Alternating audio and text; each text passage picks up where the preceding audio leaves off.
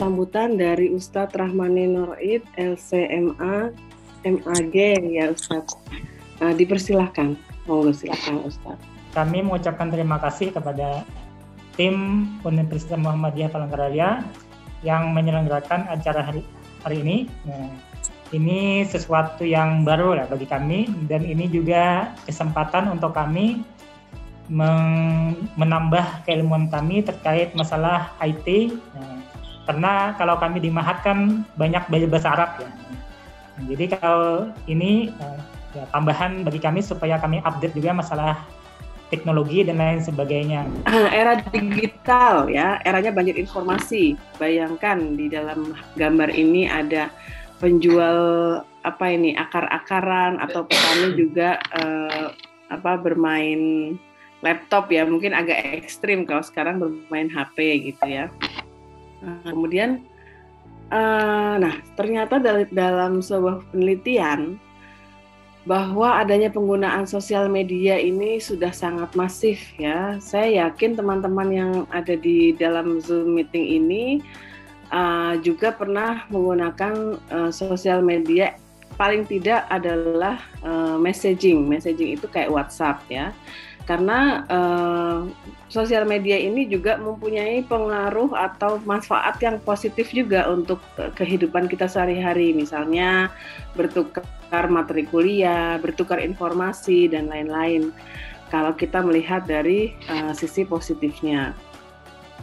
Kemudian, dari dalam hal konsumsi media ya, ketika kita menggunakan sosial media, selain itu ya bahwa 10,7 jam orang menghabiskan waktu mengkonsumsi media. Ini orang kebanyakan ya. Saya yakin kalau orang mahasiswa Mahat mungkin sebagian besar waktunya masih digunakan untuk mempelajari Al-Quran, insya Allah. Jadi berita diakses secara online, kemudian saling bertukar pesan lewat WhatsApp tadi ya, kemudian juga Facebook, ada yang punya Facebook, Instagram ya di sini ya, dengan tujuan apapun, misalnya dengan tujuan mengajar ngaji pun bisa melalui Instagram ya, kayak misalnya Muzamil Hasbalah itu dia punya Instagram, punya TikTok untuk menyebarkan kebaikan, tapi tetap itu namanya sosial media.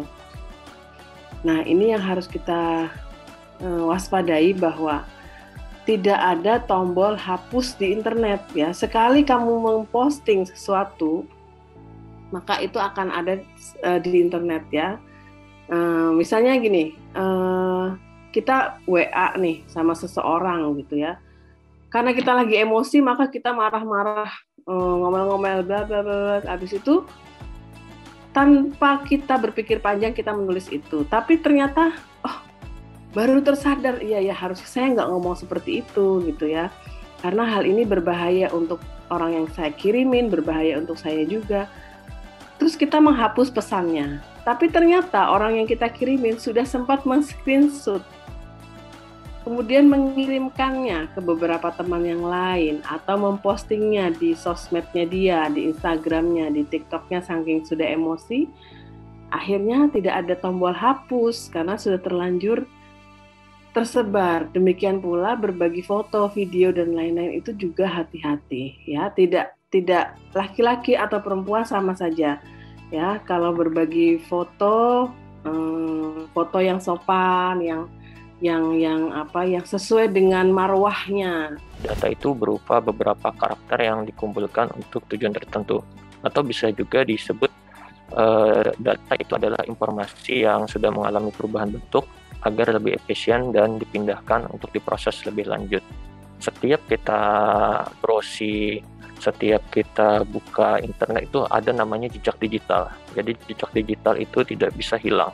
Walaupun misalnya kalian buka situs apa, seperti apa misalnya ya, situs-situs yang berbahaya lah ibaratnya ya, berbahaya seperti itu. Lalu kalian hapus story-nya atau cache-nya dihapus di browser tersebut, tetap masih ada sebenarnya. Walaupun itu dari segi aplikasinya sudah terhapus, tapi dari segi data, kalau ditelusuri lebih lanjut itu masih bisa dibuka. Jadi kalau saran saya pun jangan sembarangan kita jangan sembarangan mengumbar-umbar apa-apa, mengumbar-umbar aib atau mengumbar-umbar yang merugikan diri sendiri di dunia internet.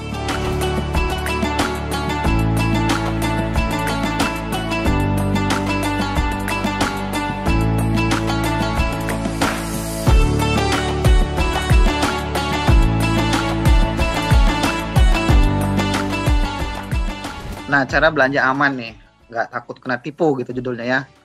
Yang pertama adalah email, username, password, kode OTP. OTP ini one time password. Nah, one time password, satu kali password.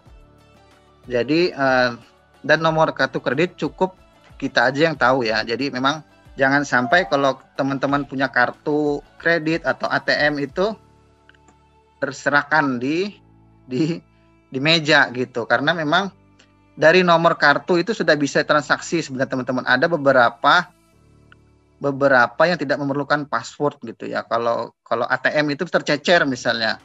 ATM itu ternyata diterbitkan oleh bank pemerintah dengan logo Mastercard gitu. Nah, itu Mastercard udah sampai ke mana-mana ya seluruh dunia. Jadi jangan sampai kartu tercecer, nomor itu nanti dipakai orang bisa berbelanja gitu. Kadang ada yang bisa jebol tanpa memerlukan password gitu ya. Itu bisa digunakan. Kemudian jaga pula bukti pembayaran KTP. Nah, KTP ini penting teman-teman ya. Ada beberapa case mungkin pinjaman online itu karena bobolnya KTP gitu, nomor KTP. Jadi teman-teman ada misalnya pinjam KTP dong gitu. Untuk apa? Nah, hati-hati ya. Jangan-jangan nanti data teman-teman dibuat untuk pinjaman online gitu. Tahu-tahu teman nanti sudah ada pinjamannya gitu atas nama teman-teman tapi orang yang pakai gitu ya. Pengkritikan pemerintah melalui media sosial gitu. Nah, yang ingin saya tanyakan itu Bu, bagaimana kita cara membatasi kita tentang mengkritik sesuatu yang tentang di pemerintah agar tidak melanggar etika kita di media sosial. Itu saja yang ingin saya tanyakan. Assalamualaikum warahmatullahi wabarakatuh.